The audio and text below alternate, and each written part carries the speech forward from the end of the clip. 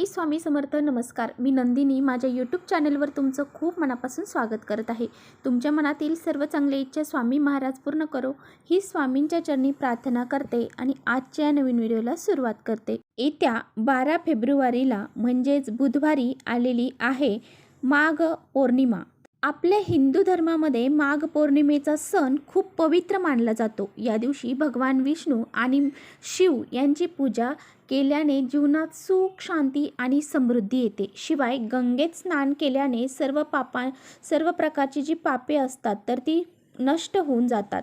या महिन्यामध्ये ज्यावेळेस पौर्णिमा असते, माघ पौर्णिमा, तर या दिवशी गंगा नदीमध्ये स्नान करणे, उपवास करणे याला विशेष महत्त्व असते, जे अश्वमेध यज्ञासारखे पुण्य फळ आपल्याला देत असते. या प्रत्येक महिन्यामध्ये पौर्णिमा येते, परंतु प्रत्येक पौर्णिमेचं महत्त्व हे वेगवेगळं असतं. माघ पौर्णिमा ही खूप विशेष मानली जाते. 144 वर्षानंतर येणारा जो महाकुंभ आहे तर तो हा या माघ महिन्यामध्येच आलेला आहे. माघ पौर्णिमा ही खूप महत्त्वाची आहे. 11 फेब्रुवारी 2025 मंगळवार संध्याकाळी 6:55 ही पौर्णिमा सुरू होणार आहे आणि 12 फेब्रुवारी 2025 वार बुधवार संध्याकाळी 7:22 ही पौर्णिमा असणार आहे. पौर्णिमेचा जो दिवस आहे तर तो आपल्याला उदय तिथीनुसार 12 फेब्रुवारी रोजी बुधवारी साजरा करायचा आहे. तसेच चंद्रोदयाची जी वेळ आहे संध्याकाळी 5:59 माघ पौर्णिमेला हा जो योग आहे तर हा शुभ योग आहे. या दिवशी चंद्राचं दर्शन देखील आपल्याला करायचं आहे आणि चंद्रदेवांची पूजा देखील आपल्याला करायची आहे. या दिवशी भगवान शिव आणि भगवान विष्णू यांची पंचोपचार पूजा ही केली जाते. त्याचबरोबर या दिवशी सत्यनारायण पूजा देखील केली जाते. प्रत्येक पौर्णिमेला बरेच जण सत्यनारायण पूजा करत असतात. शिवाय या दिवशी दान धर्म करण्याला सुद्धा खूप जास्त महत्त्व आहे. आपल्या यथाशक्तीनुसार जे आपल्याला शक्य असेल ते या दिवशी दान आपल्याला करायचं आहे. तसेच या दिवशी आपल्याला काही प्रभावी उपाय देखील करायचे आहेत. आजच्या व्हिडिओमध्ये मी तुम्हाला अतिशय प्रभावशाली उपाय सांगणार आहे.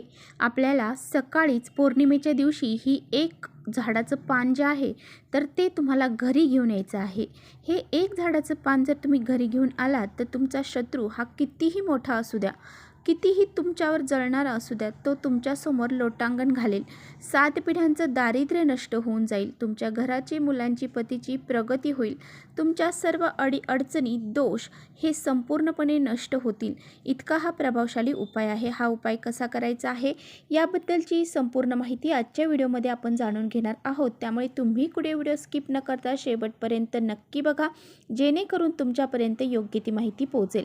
आपल्या चॅनलवर जर नवीन असाल तर चॅनलला सबस्क्राईब करा आणि असेच नवनवीन माहितीपूर्ण व्हिडिओ पाहण्यासाठी बेल आयकॉनलाही प्रेस करा, म्हणजे मी जेव्हा कधी नवीन व्हिडिओ अपलोड करेन त्याचं नोटिफिकेशन सर्वात अगोदर तुम्हाला भेटेल आणि तुम्ही एकही व्हिडिओ मिस करणार नाही.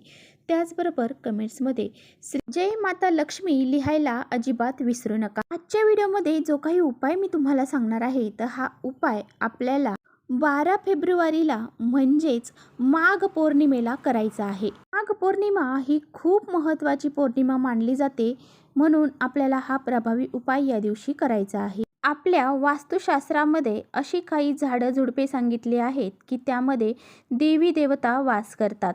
तर पहा, प्रत्येकाच्या मनामध्ये काही ना काही इच्छा ह्या असतातच. जर तुमच्या मनामध्ये देखील काही इच्छा असेल आणि ती पूर्ण करण्यासाठी तुम्ही खूप कष्ट आणि मेहनत देखील करत आहात, परंतु कष्ट करून मेहनत करून देखील तुमची इच्छा ही पूर्ण होत नाही. जेव्हा आपल्या कुंडलीतले ग्रह हे कमकुवत असतात तेव्हा आपल्या प्रयत्नांना यश प्राप्त होत नाही.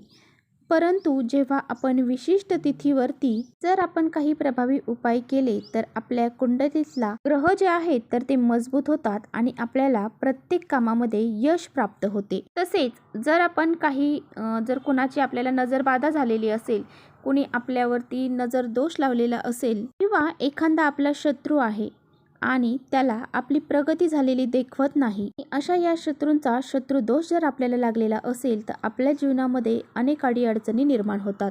तुमच्या मनामध्ये एखादी नोकरी प्राप्तीबद्दल इच्छा असेल, धनप्राप्तीबद्दल इच्छा असेल किंवा तुम्हाला मोठं घर घ्यायचं आहे त्याबद्दल इच्छा असेल किंवा अजून मुलांची प्रगती होत नाही आहे, पतीची प्रगती होत नाही किंवा कुटुंबाची प्रगती होत नाही आहे, किंवा तुमचा एखादा शत्रू आहे आणि त्याचा त्रास तुम्हाला होत आहे, तो शत्रू नष्ट होण्यासाठी तुमची इच्छा असेल, तीसुद्धा तुम्ही इच्छा जी आहे तर ती तुमची पूर्ण होऊ शकते. तर हा उपाय तुम्हाला उद्या म्हणजेच माघ पौर्णिमेला करायचा आहे. दिवशी हा उपाय करण्याला विशेष महत्त्व दिले जाते. हा उपाय करण्यासाठी तुम्हाला उद्या सकाळी लवकर उठायचं आहे, स्नान करायचं आहे, त्यानंतर स्वच्छ कपडे परिधान करायचे आहे, देवघरातील देवांची पूजा अर्चा करून घ्यायची आहे. देवघरातील देवांची पूजा करून झाल्यानंतर तुळशी मातेला एक दिवा लावायचा आहे, तुळशीची पूजा करून घ्यायची आहे आणि त्यानंतर तुम्हाला हा जो उपाय आहे तर तो सकाळी 12 वाजण्याच्या आत करायचा आहे. पहा तुम्हाला काय करायचं आहे. उपाय करण्यासाठी एक तांब्याचा कलश पाण्याने स्वच्छ भरून घ्यायचा आहे. त्यामध्ये तुम्हाला एक गुळाचा खडा टाकायचा आहे, थोडंसं गाईचं कच्चं दूध, थोडीशी हळद ही त्यामध्ये तुम्हाला घालायची आहे. दिवा तुम्हाला घ्यायचा आहे, त्या दिव्यामध्ये तुम्हाला मोहरीचं तेल घालायचं आहे.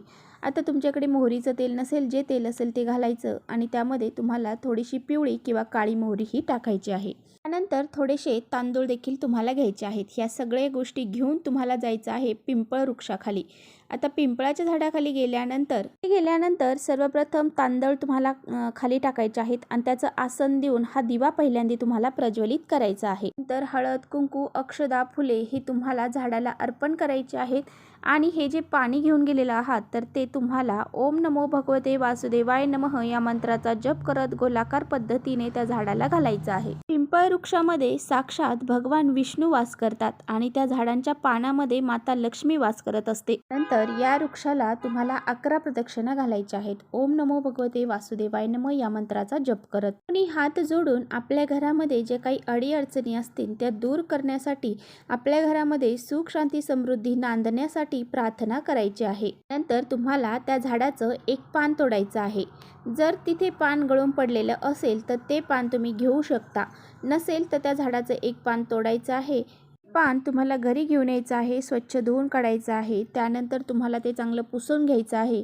तुम्हाला देवघरापाशी तुम्हाला बसायचं आहे. देवघराच्या तिथे आसन टाकून बसायचं आहे. कोणताही उपाय करताना अगोदर आसन टाकायचं आहे आणि त्यानंतरच तुम्हाला हा कोणताही उपाय करण्यासाठी बसायचं आहे. यानंतर तुम्हाला थोडंसं कुंकू घ्यायचं आहे, त्यामध्ये थोडं पाणी टाकून त्याची पेस्ट तयार करायची आहे. एक काडी घ्यायची आहे, त्या काडीच्या साह्याने त्या पानावरती तुम्हाला तुमची जी बी इच्छा असेल तर ती तुम्हाला लिहायची आहे. 3-4 शब्दामध्ये तुम्ही तुमची इच्छा ही लिहायची आहे. आता नोकरी प्राप्तीसाठी जर तुमची इच्छा असेल तर नोकरी प्राप्ती लिहायचं, धनप्राप्तीसाठी असेल धनप्राप्ती लिहायचं, जर मुलांची प्रगती होत नसेल तर मुलांची प्रगती होण्यासाठी असं तुम्हाला लिहायचं आहे, किंवा शत्रू त्रास असेल तर शत्रू त्रास दूर होण्यासाठी असं तुम्हाला लिहायचं आहे. जे बी तुमची इच्छा असेल तर ती तुम्हाला शॉर्टकटमध्ये लिहायची आहे. त्यानंतर एक प्लेट घ्यायची आहे. प्लेटमध्ये तुम्हाला कुंकवाच्या साहाय्याने एक स्वास्तिक काढायचं आहे.